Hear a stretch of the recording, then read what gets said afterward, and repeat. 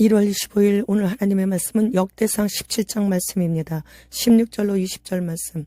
다윗 왕이 여호와 앞에 들어가 앉아서 이르되 여호와 하나님이여 나는 누구이오며 내 집은 무엇이기에 나에게 이에 이르게 하셨나이까. 하나님이여 주께서 이것을 오히려 작게 여기시고 또 종의 집에 대하여 먼 장래까지 말씀하셨사오니 여호와 하나님이여 나를 존귀한 자들같이 여기셨나이다. 주께서 주의 종에게 베푸신 영예에 대하여 이 다윗이 다시 주께 무슨 말을 하오리까. 주께서는 주의 종을 아시나이다. 여호와여 주께서 주의 종을 위하여 주의 뜻대로 이 모든 큰 일을 행하사 이 모든 큰 일을 알게 하셨나이다.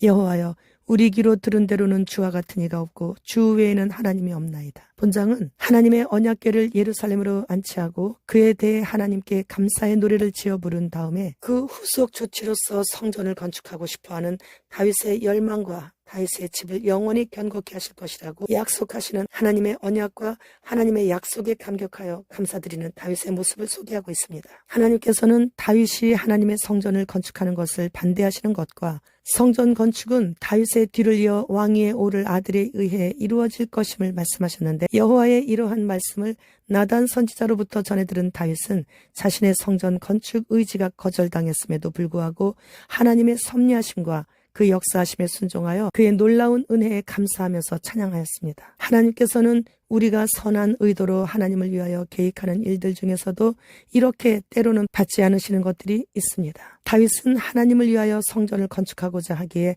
하나님께서도 기뻐 받으실 만한데도 거절하시는 거예요.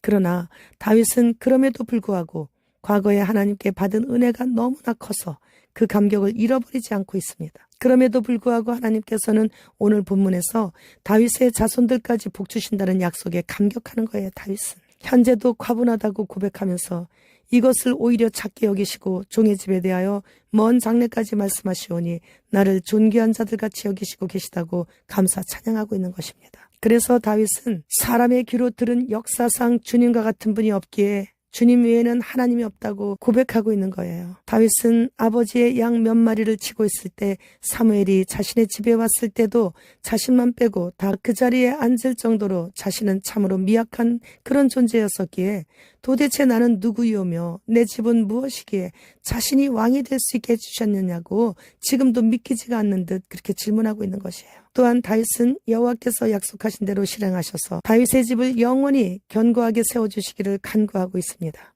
무엇보다도 다윗은 이 기도에서 자신은 아무런 가치도 없는 존재이며 지금까지의 모든 축복이 하나님의 절대 주권적인 은혜와 축복에 의함이고 하나님께서 그에게 약속하셨던 것은 이스라엘을 위한 것이고 그 목적은 하나님께서 자기 백성에게 하신 약속들을 성취하시는 것이며 또한 궁극적으로는 세상 끝까지 하나님께 영광 돌리고 그를 찬양하는 것임을 겸손하게 인식하면서 가슴 벅찬 감사를 글로 표현하고 있습니다. 전에 나에게 친절했던 사람이 현재는 어려워 도와줘야 할 그런 처지에 있다면 그를 결단코 무시하거나 불친절하게 대하면 안 되는 것입니다. 전에 내게 친절한 말 한마디라도 했었던 그때의 기억을 잊지 말아야 하는 거예요. 그리고 내가 그를 위해 도울 수 있는 형편이라면 힘껏 도와야 하는 것이죠. 나중에라도 받을 생각까지도 다 버리고 무조건 도와야 하는 것이에요. 현재 그의 언행이 마음에 들지 않아도 그가 어려울 때는 언제든지 그에게 도움이 되려고 애써야 하는 것입니다. 다윗은 이렇듯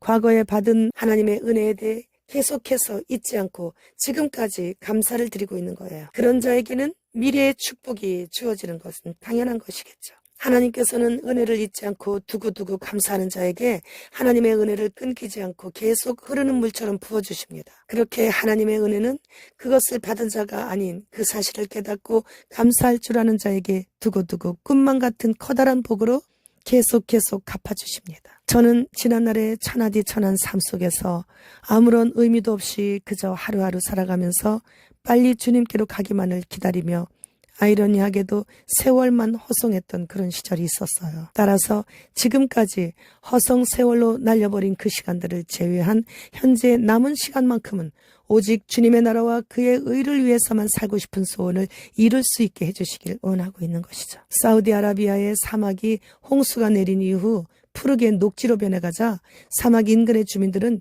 이것이 심판의 날과 세상 종말의 분명한 신호라고 믿는다고 합니다. 영국에서는 분자가위를 사용하여 결함 있는 유전자를 차단하여 신체가 헤모글로빈을 생성하도록 돕는 유전자 편집 약물을 승인했다고 합니다. 미국은 세계 최초로 의사와 직원을 인공지능으로 다 대체하는 그런 진료소가 생겼대요. 캘리포니아는 최근 화장실 물을 식수로 바꾸는 법안을 통과시켰다고 합니다. 그들은 벌레와 곤충을 식품으로 먹이게 하더니 이제는 정화조로 내려가는 화장실 변기의 물을 식수로 바꾸겠다는 거예요. 독일의 한 방송국의 뉴스에서 트통을 평화의 천사라고 불렀다고 합니다. 그리고 그가 흰 비둘기를 안고 있는 사진을 게재했다고 해요.